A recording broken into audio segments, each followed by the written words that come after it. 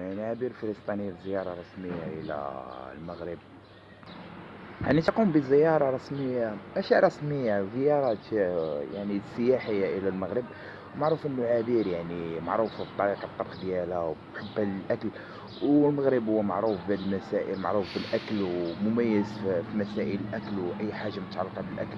فالمغرب هو من أكثر البلدان يعني تميزا بتنوعه يعني الثقافي وتنوعه حتى في نوعية الأكل وفي هذه المسائل. وتقوم بهذه الزيارة يعني لمراكش وعدة مدن يعني مغربية. وهذه الزيارة يعني مميزة خصوصا في هذه الفترة اللي هي بتمر فيها. يعني احنا بنعرف الفترة الصعبة اللي بمر فيها فلسطين، بمر فيها قطاع.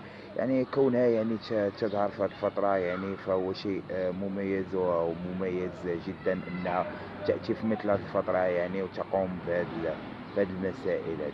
يعني نتمنى لها التوفيق ونتمنى لها إن شاء الله أنه يعني تكون رحلة موفقة إلى المغرب.